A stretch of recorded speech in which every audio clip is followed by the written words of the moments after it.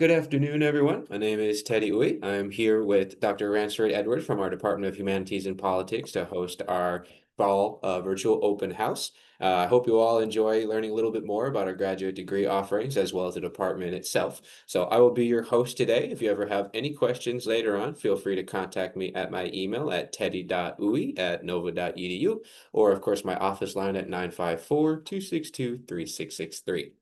Now, as we get into things here, I want to get you all a little bit more familiar with our university as a whole. So, Nova Southeastern University is a private research university based out of Fort Lauderdale, Florida, and we have been here for quite some time in a variety of different spaces. Now, we are at undergraduate, graduate, and professional level.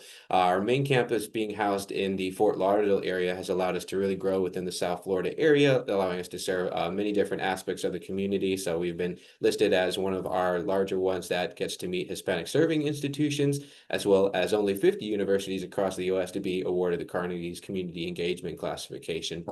And then with our R1 designation, we have many different opportunities for our students to get involved in different ways to conduct formal research projects, especially at both our master's and doctoral level. So a little bit more about some of our different spaces here. Now, we do have different satellite campuses all across the state of Florida, but we're going to be focusing a little bit more on our main campus space, which is actually more towards the suburbs area on the outskirts of Fort Lauderdale. We're a 300-acre property and just about only about 24 miles from the Miami area in the downtown space. So far enough from the city area to really be able to get access to many different spaces out here in the South Florida region. And for our main campus spaces, our students get familiar with some really interesting aspects of them. Now, some of those main buildings do include like our Alvin Sherman Library, which consists of actually 5 stories and quite a variety of different study spaces as well as resources for our students. And being that it also acts as a public library for the local Broward County space, we have larger hours of operation so that our students can take advantage of their resources for further amounts of time. But then another larger space that many of our students hang out, especially for campus life, is our Don Taft University Center. You know, that has anything from our Rec and Wellness Center to our Performing and Visual Arts Wing, a larger cafeteria space, and many, many other spaces that our students can then take advantage of for either just hanging out or study spaces and anything in between. But on our next slide over here, kind of want to actually show it off to you all a little bit. So to kind of point out some of these different spaces along the way, starting from our left-hand side here. So actually the top and bottom pictures there depict the top floor of our Alvin Sherman Library, which has been reconfigured into a more immersive, kind of more orientated space for larger and smaller meetings. We also happen to have a lot of different conferences and general study spaces available for students in these areas. So we allow the local community to come in and host events, and that allows our students to start to grow their own professional networks, as well as learn more about different opportunities in the surrounding spaces of Florida and beyond. Now, the next couple of pictures there, especially in the middle and bottom and on the right-hand side, depict areas in our university center. So we have a larger rec and wellness area, which is where you're seeing all like those free weights and weight machines. Beautiful marinescape that was hand painted by a renowned artist down here in South Florida called Guy Harvey. As well as a couple of different areas that we get to work in, you know, for say like outdoor spaces, like we have a recreational as well as Olympic size outdoor pool for some of our diving and student purposes. And then we do have other ways that our students get even out into the field, whether that be, you know, locally through our community or legitimately out on the water, like you're seeing in the boats over there. But specific to what you'll be learning a little bit more about today falls under our Halmos College of Arts and Sciences. So between many of our different departments that we have over here, of course, we're going to be focusing a little bit more within our Department of Humanities and Politics and some of our graduate program offerings within. So for the Halmos College of Arts and Sciences, we actually jump between 2 different spaces, being on our main campus space in the Fort Lauderdale-Davie area, and then a separate campus for our Oceanographic Campus Studies. But we're going to be focusing, of course, on one particular degree that we're seeing listed over here for our Master's in National Security Affairs and International Relations, but we offer degrees in a plethora of different fields, especially under the larger life sciences and different aspects of our humanities. Now, we offer mainly both at master's and doctoral level, but there is quite a variety of different degrees that you can get you in the door, of course, if you'd be looking a little bit lower than that, say at undergraduate level. So for the Department of Humanities and Politics, they are located on our main campus area between a couple of different buildings. Many of the different faculty offices are situated over in the Milliman Hollywood building, but we teach classes in other spaces such as our Carl DeSantis building, which is our largest classroom venue. What is nice, though, about our MS in National Security Affairs Affairs and International Relations degree, though, is that we do offer this online as well as different opportunities to take classes in person. And through the Department of Humanities and Politics, even at the undergraduate level, there's quite a variety that you can do different studies in, and anything from English, history, philosophy, as well as political studies and legal studies, and many others. Part of that process, though, you get to learn quite a lot about some of our different faculty and what they get up to. Again, being that we are a research university, right? We have different opportunities for students to get involved. So even at master's levels, you'll get to hear about ways that we can even afford opportunities for students to get out into their communities under a type of practicum, or later on, say, to do a thesis with us. So at this point, I'm going to go ahead and hand it over to one of our faculty members from the department to go ahead and introduce himself, as well as a couple of other individuals here from the department. Perfect. Teddy, thank you. Thank you very much, as always, for facilitating by this event. So the department chair, Dr. Nelson Bass, he's not here today, but I'll introduce him to you. And obviously, if you take our courses, you may get a chance to meet him. He teaches American foreign policy, so you may get a chance to actually sit in one of his classes. But he is our department chair, right? He also just came back from Gainesville, taking Model UN team there.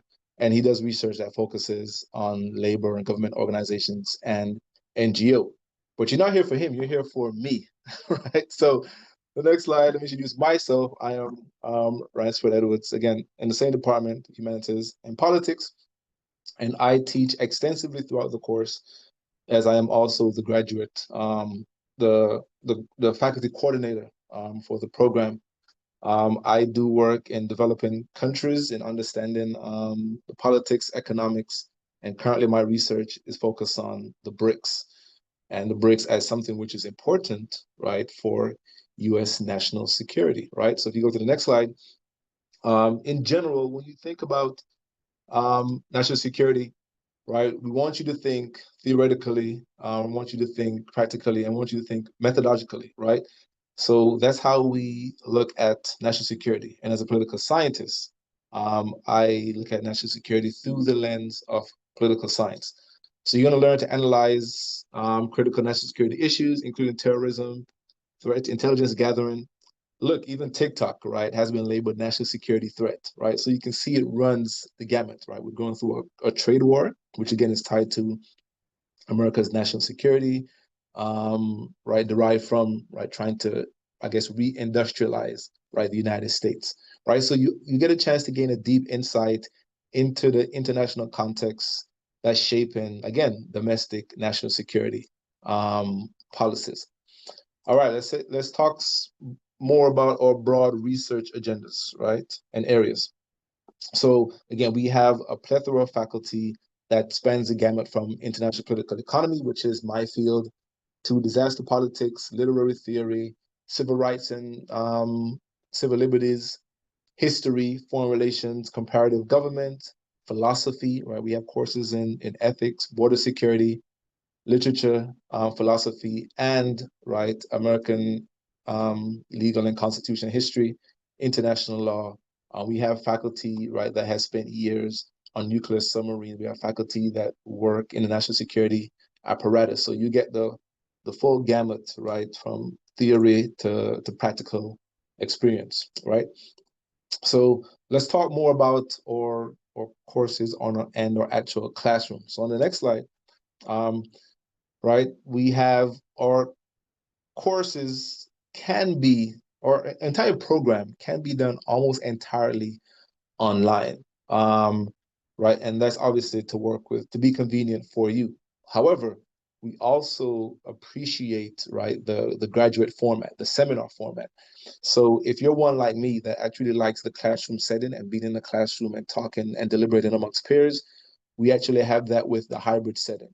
And every semester there's at least one class that has the hybrid format, which simply looks like you may have students logging in via Zoom, right, on the projector, and you have students also in class. And those classes go from 6 to 9, and it's normally done one day a week. So anywhere, it can be Tuesday, Wednesday, or Thursday.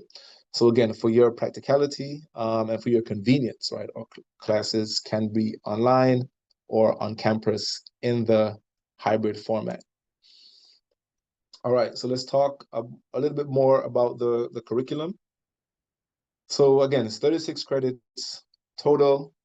Full-time students take 6 credits per semester. It's about 2 courses. Again, that can range obviously based on you, right? Your endowments and if you're working, if you have kids, um, you know, the minimum amount of courses you take is 1 per semester. But we've had students that have taken 9 credits or 3 courses, even 4, right? So that's really up to you in terms of the pace. Again, normally the students should leave here within 2 years, but we've had students that have left earlier and students that have left a little bit later. But we want to get you out of here before 5 years. Summer attendance is mandatory. We have at least 3 courses over the summer, so you'll always have courses, relevant courses for your degree.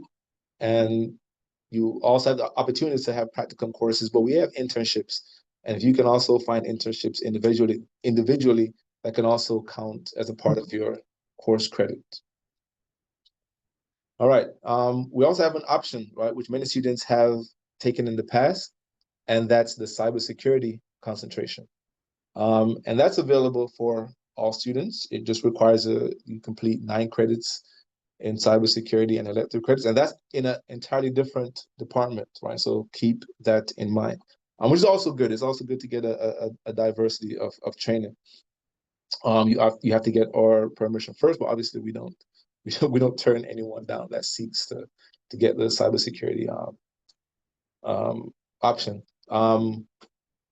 And yeah, so you take, again, 9 credits in cybersecurity. And again, these will go in place of some of the other optional courses that we have, right? The other 15 credits that we have as your electives.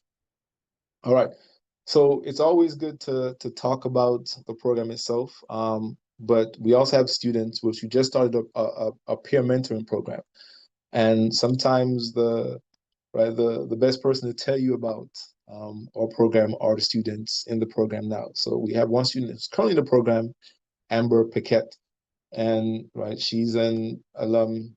She did an undergrad in our political science department. She's a member of President 64. She is a president of the Graduate Undergraduate Leadership Council. So if you are also interested in being a part of student life, right? We have our graduate club that is hosting a peer mentorship program. So as you enter the program, you'll be paired with a current student that kind of help you to navigate the program and show you the ropes. And we also participate in activities like Brain Bowl, which is a trivia competition, and the graduate students participate alongside undergraduate student organizations. So if you also like the campus experience, right, of student life, right, we have it for you also. So keep that in mind. She's doing also an internship with a risk management firm, Dryad Global, right? So that is also something which is in-house and only available to our students. So if you have interest in internships, we actually have one that's catered entirely to our students. So she's one example of a student that you definitely want to be in contact with or just get to know, right? Because she has a vast amount of experience in the program itself. All right, so what does national security afford you, right? What can you purchase with a degree in national security? Um, Majority of your students get into government and public sector. Obviously, we understand there's a government shutdown, and even before the shutdown and probably after the shutdown, right, the government has been doing a bit of downsizing and reshaping. So we have to keep that in mind. But again, that doesn't stop you from being able to right, to actually utilize your degree, right? A lot of our students end up in the private sector, corporate intelligence analyst, security analyst, research analyst. So those are options for you. And we've had students that have gone on from our degrees and gone into academia and research, right? So we have students that have left with a master's of science in national security and have gone on to a PhD program, right, to get right? The ultimate degree, right? So there are many avenues for you to go, whether it's public sector, private sector, or you want to continue some of your research skills. And we have, recent graduates and some of the things that they have done. So For example, we have April McIntosh, Brian Day, and Mariah Johnson. So April is currently a research analyst. Brian Day is a counterintelligence analyst, and Mariah Johnson, who I actually just spoke to yesterday, she's on her way to South Africa for a month, right? She's a world refugee officer with the Department of Homeland Security. So very excited about her opportunity. And again, these are opportunities that were afforded to her via her degree in national security, right? So very excited about the program, 36 credits, 21 core courses, 15 electives. And we didn't talk about it much, but right, you have two ways to leave the program. It's through a comprehensive exam or it's through a thesis option. So keep that in mind. And as soon as you get into the program of how you want to leave the program. So we can talk about that obviously later. You can check in with me, Teddy, or Dr. Bass. So I'll pass it on to Teddy to kind of give you a bit more regarding right the some of his colleagues in the program. Thank you, Dr. Edwards. So, of course, there's a larger team that we get to kind of work with all of our different programs under the Halmos College itself. Now, you'd work with me a little bit more closely if you're interested in applying to our MS in National Security Affairs program, but any one of the folks here that you're seeing on screen can assist you if you ever call in for questions or if you shoot us an email. Leading the charge for us is Brett McAllister as our director for the Graduate Admissions Office for our Halmos College. And then my two coworkers, Megan and Farah, assist me with working on the various applications and, of course, the candidates themselves for any of our number of graduate degree offerings. But if you call into our general line or shoot us an email, you're usually going to get a response or a call in from Andrew there on the far right. So he's an alumni from the college himself. So depending on what your questions may entail, he'll be able to answer those himself, or usually he'll go ahead and connect you with me for specifically the National Security Affairs program. And a really great aspect about the program from the application standpoint is that we're constantly taking in applications all throughout the year. So our next upcoming term is going to be for winter 2026, and our applications usually run in yearly cycles. So when the current term's application cycle ends, then the next one will automatically begin and then run essentially until same period of the following year. So for us with winter 2026, that's coming up a little bit sooner here on Friday, November 14th. And on general for our application deadlines, we do try and keep that to a Friday of the work week. So if there's any remaining materials we need for your application, you'll have that entire work week to get in those to us so that we can get you go ahead and submit it for review. But if winter isn't going to be the best time for you, of course, summer or fall are always on the table then. So summertime, we're going to be having the program actually start pretty much in the first or second full week of May. But then applications will be due just a little bit earlier than that in about mid-April's time on Friday, April 17th of 2026. And then for many students that I know are going to be graduating out in the springtime of the new year, looking to come back in to start a new program for the fall period, those applications won't be due a little bit later until about mid-July on similarly the 17th over in 2026. But I wanted to jump into a little bit more details, of course, about what the whole application truly entails, and then we'll get a peek into what it actually looks like as well. So for our MS in National Security Affairs program, we're going to be consisting of several different parts. The first part is going to be an online application specific to our university, along with a $50 application fee. There's a couple of different sections a part of that, including your biographic information, prior college information, as well as a couple of legal disclosures. Now, when you would be doing this online and filling out all of this information, you would go ahead and fill out the normal application, and then at the end, it's going to ask you to go ahead and submit that and pay the $50 fee. To clarify, that does not mean that your application is complete, only the first formal portion so that we can get you into the system, and then all of your remaining materials can then start to be submitted over for official acceptance and then review purposes. On the transcript item piece, so a couple of things I like to mention regarding this. Now, for transcripts to be considered official, we need to have them sent through one of two ways. We accept them electronically or through the mail, but by certain channels or parties. And what I mean by that is if it's being sent electronically, we only are allowed to take them from approved third-party vendors, which currently includes Parchment and the National Student Clearinghouse. If it's sent by any other means, it will be, processed as unofficial, which means we cannot use that for your review. Similarly, if you're going to be sending it in the mail, it can be accepted actually from your institution's register office directly, or then again, another third-party vendor that we approved of, again, being Parchment or the National Student Clearinghouse. Now, for any of my international applicants, what we then require is an evaluation report of your non-US credits. So if you did not do your studies in the US, we will need to have an evaluation report done by a company that's a part of the National Association of Credential Evaluation Services, or NACES for short. That is NACES. All of their current active members can be seen on their website online. If you ever need that link, go ahead and reach out to our office and we'll be happy to send that. But then you'll be submitting a copy of your resume slash CV and then an academic writing sample. Now, to quickly just mention something with the resume, as you're seeing in the red box here on our slide here, we do prefer you to have listed out 2 to 3 references on your resume. What you would need to have entailed with those references would, of course, be their full name, their title, their relationship to you as the candidate, and then a way to contact them. Outside of that, they cannot have their own separate statement. So to preface, this is not a letter of recommendation, only a reference that can be listed within the resume itself.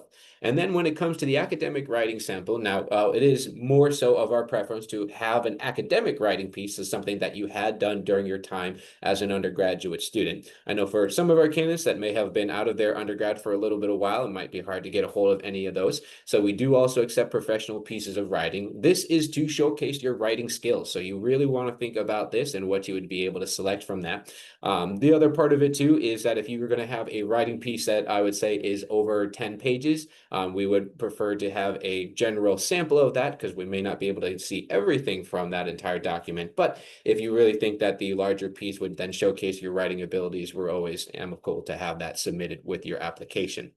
Then for those of you that are coming from outside of the US, we do generally need to have proof of English proficiency, which we accept that from several different organizations. If you want the full details and test score requirements for that, please do reach out to the admissions office and we'd be happy to provide that information.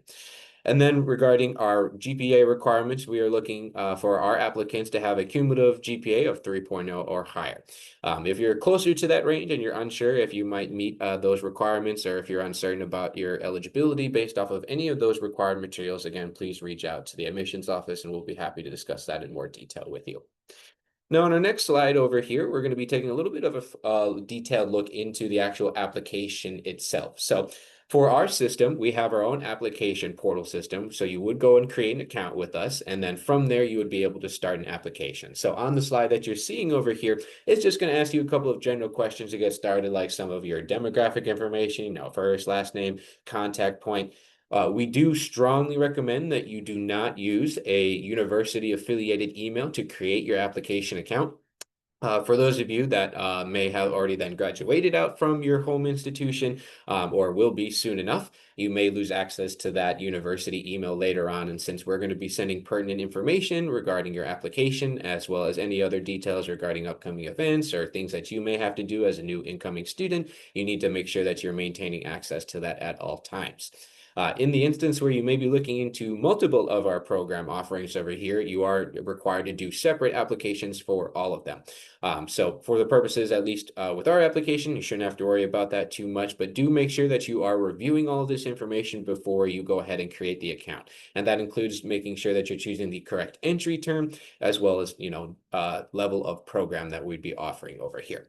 Now, once you get to the point where you're starting the application, you're going to come to a page that looks very similar to what you're seeing here on screen. There's a couple of different components I do like to add on this. So, of course, you're going to have several different sections, as we were kind of discussing a little bit earlier, including your biographic information, contact info, specifically the program that you're applying to, and a couple of other pieces like your prior college information.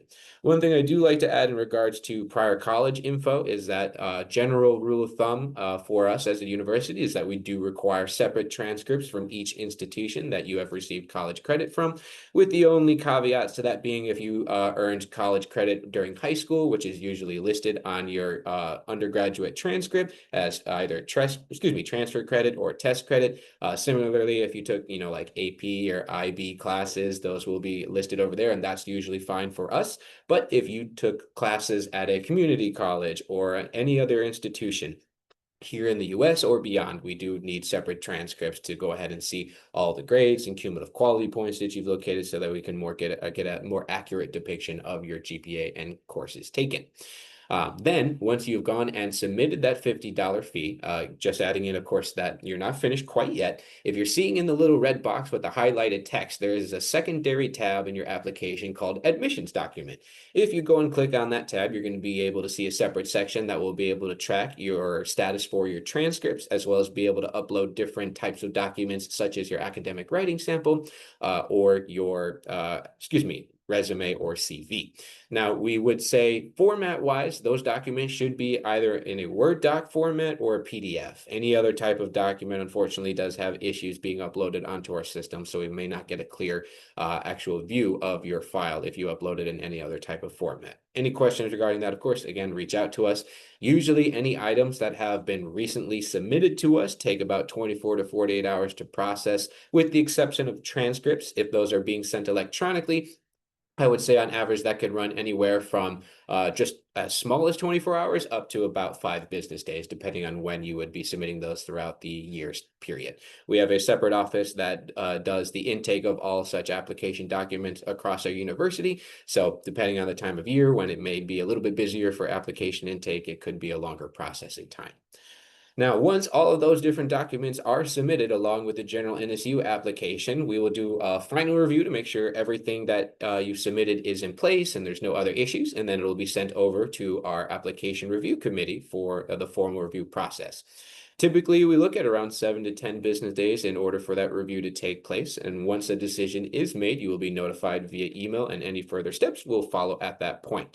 But if you are admitted to the program, one of the first things that you'll be instructed to do is to submit your $100 seat deposit. Now, it's listed as a seat deposit, but you can think of this just as a small little down payment on your tuition. This isn't like a separate fee that we pocket or anything like that, but what it does for us is allows us to say, hey, okay, we have a student who is confirming that they're going to be coming and enrolling in the program once the course registration period for their term opens up. And this also activates your student account to allow you access into our student portal system called SharkLink, as well as then getting access to a variety of different resources through our university. At which point that you've submitted that seat deposit and your student account is fully set up, you'll want to go ahead and then reach out to our Department of Humanities and Politics so that you can connect either with Dr. Edwards there or possibly our academic program coordinator, Naseen Grant, to go ahead and discuss and create a plan of study. Once that's all said and done, said and done, you'll be able to go ahead and register for classes after your terms period goes and opens up.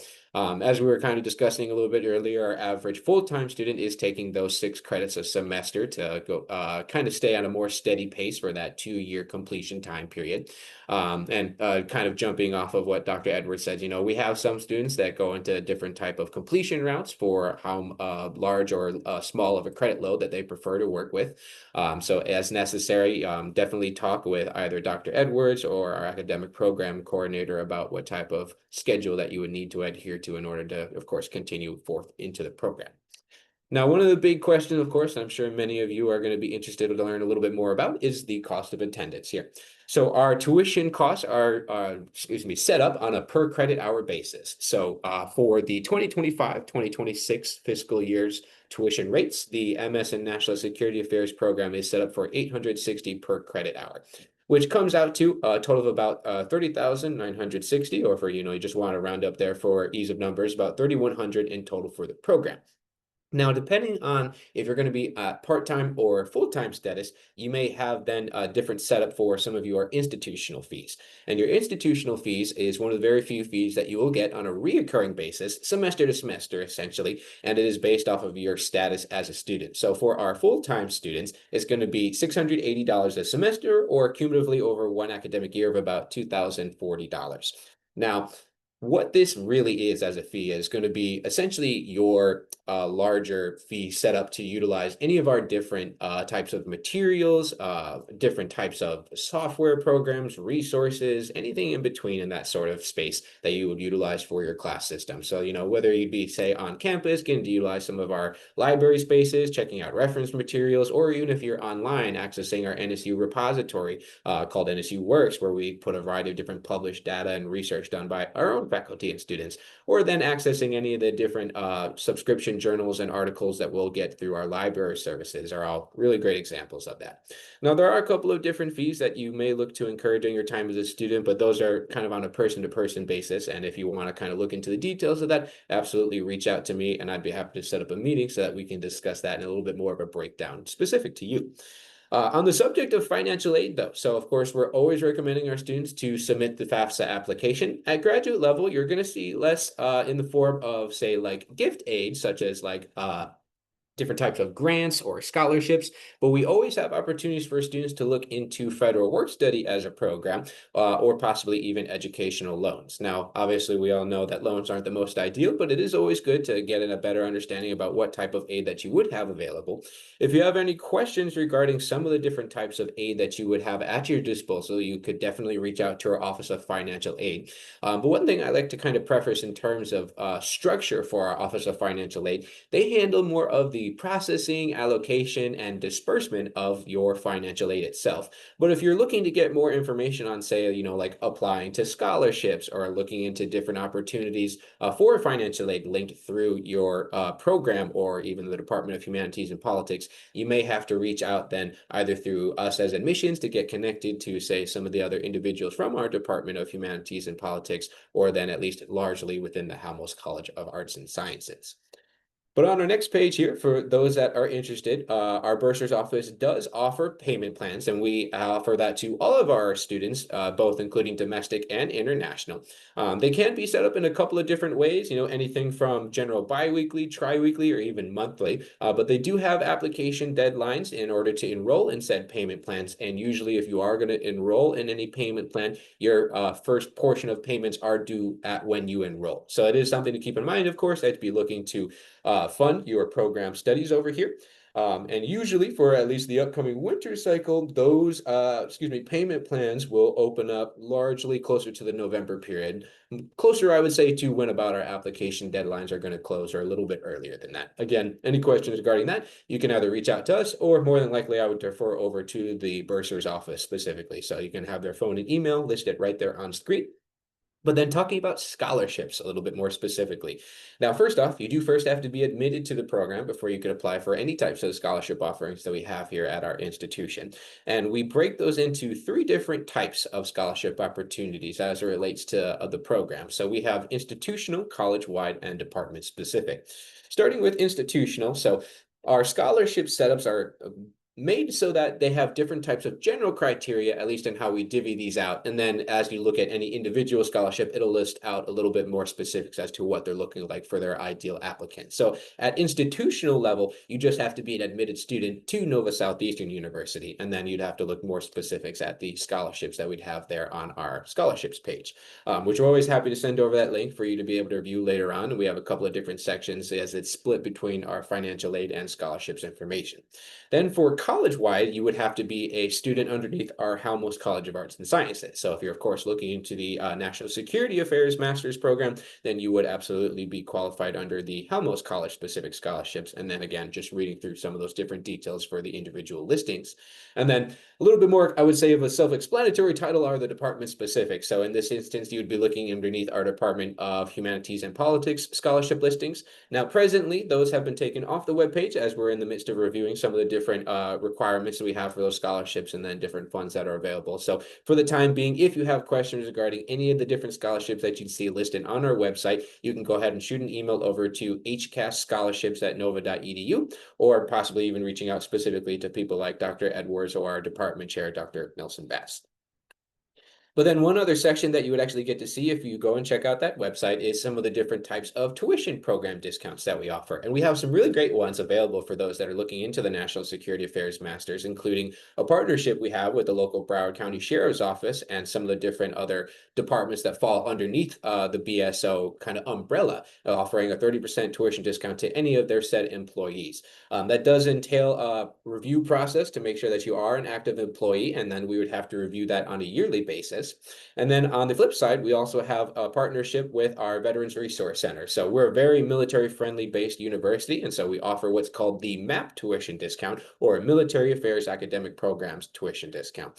This is available for individuals who have been in the U.S. Armed Forces and are either active or retired, as long as they're in good standing. And this extends to dependents therein as well. So for any of our applicants that either have a mom or dad that had worked in the U.S. Armed Forces, or even if you yourself, of course, are currently in them or have retired from them, you would be able to look into having this discount as well. Now, both of these are predicated on first being admitted to the program before we could review you for the possibility of applying these said discounts. But in the case of the MAP discount, you would actually have to send over a copy of your discharge paperwork or, your DD 214 or another form of military ID over to our Veterans Resource Center to go ahead and verify. After which they will go ahead and notify us here in admissions, and then we'll be able to apply the discount. Specific questions regarding that process or to be able to utilize any of your other types of military benefits, you should reach out to Matthew Chenworth, who is our Senior Director for the Military Affairs over with our Veterans Resource Center. But then finally, to kind of wrap us out over here, always like to plug in our social media. So we'll be able to have this a whole recording for our virtual open house posted online on our YouTube channel. But you can find us on most handles for social media at NSU HCAS, that's HCAS, or our longer title of the NSU Halmos College of Arts and Sciences. But without further ado, I'm going to be opening it up for questions here. In fact, I actually had a couple of some FAQs that I thought I would go ahead and shoot your way, Dr. Edwards, and we can have some of those and go off of that. So one of the first ones up that I had written down here was, what is the type of coursework that the program prefers to see from applicants? Now, that's actually a very good question. So, I mean, a lot of our students do come from political science, right? So we like to see research methods. And research methods, right, actually runs a gamut throughout any social sciences, right? So sociology, anthropology, history, right? There will be some level of research methods where you're applying methodology to answer a particular puzzle, right? Or solve a particular puzzle. So courses that have to do with research are important, obviously theory-based courses, and also some of the practical courses, right? So courses that have perhaps coding, right? So if you did any kind of course that had you to do, right, some type of coding, syntax heavy, that helps, right? Because one of the initial courses you will take is a research methods course where you may have to do some level of like code and data analysis, a little bit of statistics. All right. Love it. And then I know you were kind of teasing about it a little bit earlier, so I actually had this one written down. How many students do you see end up doing the thesis path versus doing the comprehensive exam at the end of their time in the program? Yeah, it's good that you teased it. So the majority of students end up doing a comprehensive exam, right? I think the easiest road out. Um, right, you take an exam which is somewhat cumulative, will give you some scenarios, and over a 2 weekend span, right, you will tackle these scenarios and apply as much knowledge from our program as possible, right, with a variety of prompts. So I would say 8 out of 10 students, right, up for that. The other students will do the thesis, which I personally am biased, right, for students to actually do, right? This is where you get to create knowledge, but this is done over a 2 semester period, right? So right around the time you're at like around 30 credits or so, you have to declare if you're gonna do a thesis or comprehensive. If you do the thesis, then you're gonna have to also find a faculty advisor and additional readers, at least 2 additional readers. One of them, and the third one doesn't have to be in the department. They can all come from our department. But if you found someone that you work with, let's say, right, over in computer science and engineering, you could actually put them on your committee. So that's a traditional, right, thesis option, and most students will finish it within the 2 semesters. Actually, you're supposed to do it in 2 semesters, but we've had options to where we had to prolong it. But that's absolutely fine. So this option I think is the best because when you're done, you will have a body of work, right, with your name on it, right? You'll be published through NSU's libraries, so you could easily be Google from Google Scholar, and you have to be cited, right, on this particular research. So it's original research, and I would encourage all students, right, to pursue that option. But, right, the caveat is that it is a little bit more challenging. But listen, nothing worth doing is going to be easy. So definitely think about a thesis. But if not, there's a comprehensive exam that happens over 2 weekends of your choice, and you answer a series of prompts. Wonderful. And there's, a really great way, of course, I feel like too, for students to be able to go and even check that all out beforehand, even if they're, already in the program. Because like you said, it all goes into the NSU library databases. So that's all available to our, current students and even somewhat to the general public as well. So I highly Absolutely. recommend, checking that out, see what Dr. Edwards has been up to as well. I'm sure there's going to be some great reads there. And then one more question that I wanted to shoot your way was learning more about what the students are required to do over the course of their practicum slash like internship in regards to actual like course assignments or what they would need to do say with a faculty member while they're doing this. Yeah, so the internships is really a partnership between, right, the student and a particular institution, right? So in that regard, there is individuality, right? We don't really have a set, right, a set outline for what we want, right? Obviously, right, there is interactions towards the end, but that's really up to, let's say, the Dryad Global and the student, right? Because Amber Paquette, for example, we spoke about her earlier, right? She's doing an internship with them, and they have her doing a series of like risk analysis on particular countries, right? So she makes those arrangements with her, right, with her advisor, and at the end, right, we'll have maybe a reflective piece. But yeah, that's really, really hands off for us, and it's really tied to, right, that particular the internship and the student and some of the requirements for, right, for that period of time. So again, Perfect. we encourage students to obviously go and find their internships. But again, we do have one that's in-house that we also would love our students to take take advantage of. And we also have available some resources I know through what's referred to as our CAPS office, which is Yeah. our Center for Academic and Professional Success. So, in many respects, they do have some resources that can at least assist with getting your hands doing some outreach, finding different companies depending on what interests are like. So, we try and have different support structures for students through that. And then I think I actually have one more for you, and I don't know how much you can talk on it right now, but I do get a question quite a bit for availability for any types of graduate assistantships. Yes, that's actually a good question, right? Right. Because all this is good, but we have to find a way to pay for it. And fortunately, we do have two graduate assistantships available, and one could be fully online, right? So that student can work remotely from anywhere in the world as long as they're in the program. And you will work on projects for professors in the department or specialized projects, right, having to do with the college or the department. And we have one that's also on ground. You would work with, as you mentioned, right, Nassim Grant, and with the department in general. And both of those are about 20 hours per week. So again, they're very flexible. And yeah, we have two ongoing, and they're available for any student that's enrolled in our master's program. All righty. Well, I want to thank everyone for their time here today. And if you're checking this all out at a later point, thanks so much for paying the video a visit. Any questions at all, of course, our contact info is listed here on screen. But otherwise, I hope you all have a wonderful day and a wonderful week. All right, thank you. See you in the fall.